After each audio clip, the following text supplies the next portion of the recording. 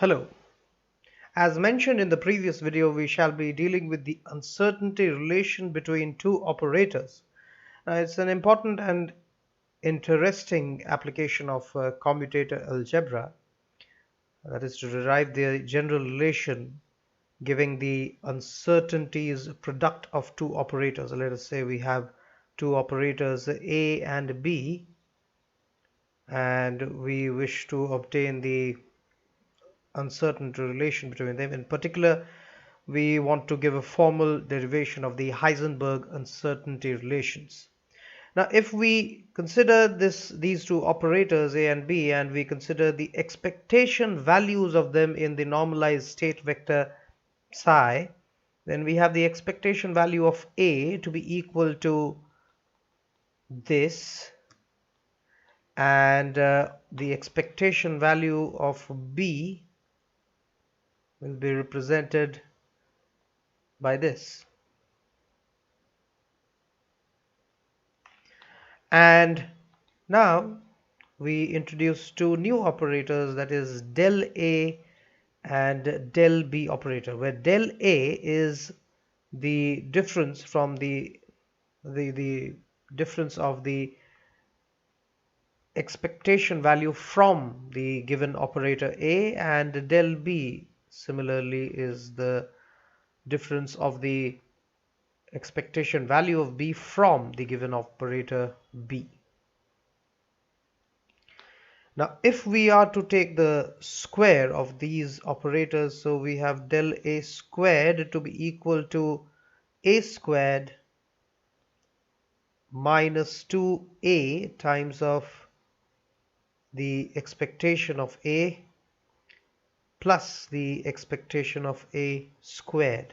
Similarly, del B squared will be B squared minus 2B times of the expectation of B plus B expectation squared. You need to be careful about the expectation and the non-expectation terms, and how we go about squaring them. Now, in this case, if we are to determine the case of the expectation of del A squared, that is in the state vector psi, so we have del A squared will this is the expectation of del A squared, and that would be equal to, if you take this within the expectation terms, now only non-expected terms are to be taken the expectation of, that is the A squared and the 2A in that 2A and the expectation of A. So we have a 2A expectation multiplied with the expectation of A, that is expectation of A squared, but negative of 2A expectation squared and plus a single A expectation squared will leave us with a minus A expectation squared. So we have this to be equal to A squared minus A squared expectation minus A expectation squared, right? And similarly, we have the expectation of del B squared within those state vectors to be equal to this, that is B squared expectation minus the expectation of B squared. Now, the expectation values are available to us, but what about the uncertainties? Now, the uncertainties are those terms that are del A and del B. So del A from here, what we can say is simply equal to the root over of the expectation of A squared. This is how we define it. And that is nothing but the root over of the right hand side terms, that is this one, that is the A squared expectation minus A expectation squared, all under the root. Similarly, del B will be something of that form, which is equal to the expectation of B squared, I mean the del B squared expectation, and that would be equal to the root over of B squared expectation minus the expectation of B whole square. Now we will write the action of this operator over here, that is del A and del B, that we have put in we on the state psi. So we give a state supposedly chi, which is equal to del A operating on the state psi, and that is nothing but equal to A minus the expectation of A on the state psi. And we define another state, that is another vector, that is phi, and that is equal to del B operating on psi, and that is B minus the expectation of B operating on psi. Now from Schwartz inequality for states of the chi and phi, we can have that the inner product here, that is chi with chi and then phi with phi, that will be greater than or equal to the inner product of chi with phi, the square of it. Now for A and B being Hermitian, we also have del A and del B as Hermitian as well, given the reason that if we are considering the conjugate of it, then we are going to get the conjugate of A, and the expectation value doesn't really change, so that is eventually going to give A minus the expectation value of A. So that is the case with the del A, and same for del B. Right, let's move on to the next page. Now if we take the inner products as shown, that is the inner product of the chi's, the inner product of the phi's, and the inner product of chi with phi, then we end up with these terms on the right hand side. And what really we have from the case of Schwartz inequality, comparing the results, what we get is remember what we had written in the previous page over here, right there at the bottom for Schwartz inequality. Let me just mark that in case you might just. This is the Schwartz inequality.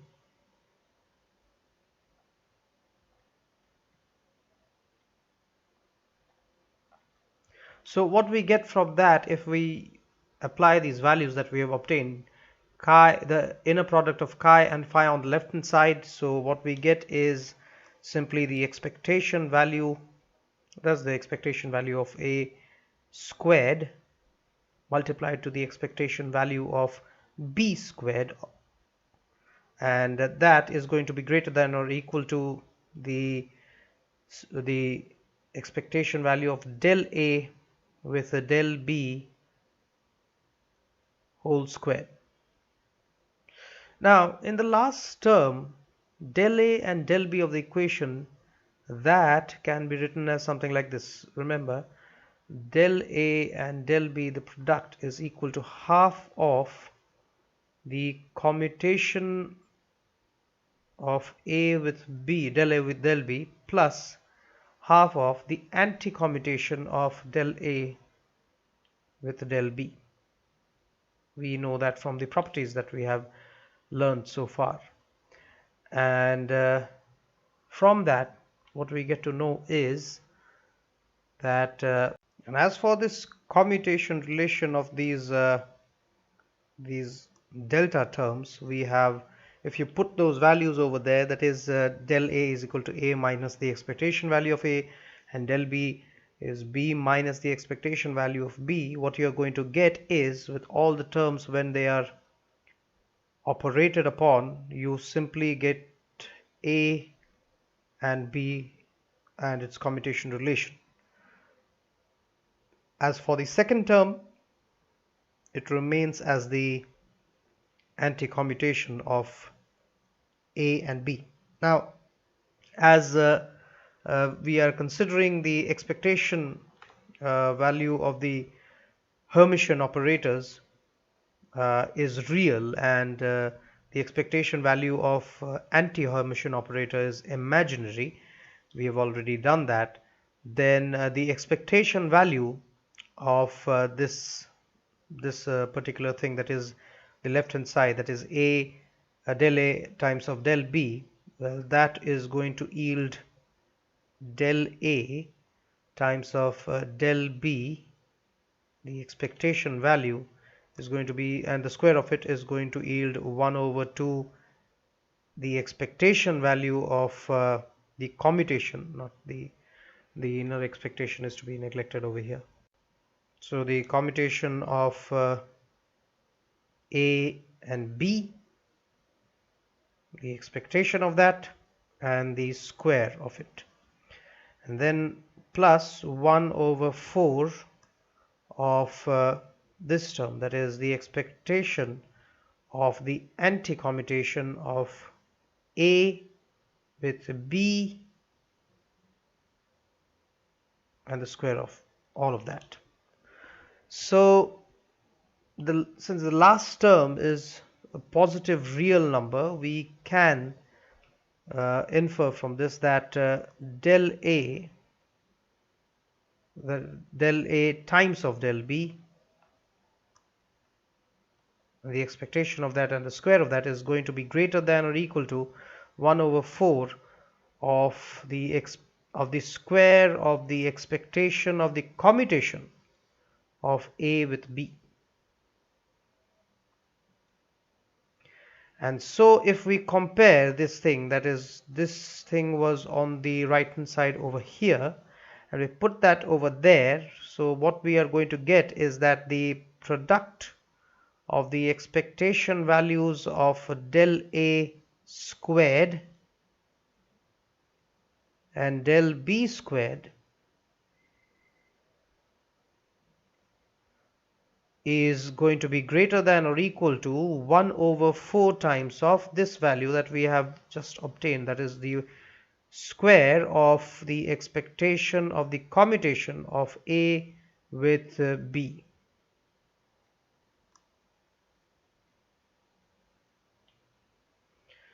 And if we are taking the square root of all of that, then we end up with del a times of del b to be greater than or equal to half times of the expectation of the commutation of a and b. Now this uncertainty relation that we have just obtained, this is the uncertainty relation that we were looking for, and this uncertainty relation that we have just obtained, that plays an important role in the formalism of quantum mechanics. Its application to position and momentum operators leads to the Heisenberg uncertainty relation, which represents one of the cornerstones in quantum mechanics, of course. So let's see what we have got in hand. Now, if we are to consider the commutation relation now, it will be fairly easy. We just have to substitute those terms. That is, we put del x over there, del px over there, that is the case of position and momentum, and that is going to be greater than or equal to half times of the expectation of the operators x, px, expectation of the commutation of those operators. So, but as you know, this thing that is there, that is a commutation, that is simply I h bar times of the identity operator. So if we put that in that formula over there, so we simply get del x times of del px, that is going to be greater than or equal to h bar over 2. Remember, we are taking the modulus, so the imaginary term is left out. And similarly, the same case goes with the case of the y and the z components as well. So we have del y times of del pxy to be greater than h bar over 2, and similarly del z times of del pz to be greater than or equal to h bar over 2. So these are the Heisenberg uncertainty relations that we were looking for. So that's all from this video. In the upcoming videos, we are going to deal with the rest of the cases related to the operators before moving ahead with the matrix representation of the Kac-Bras and the operators. But that is for the upcoming ones. Till then, thank you for watching.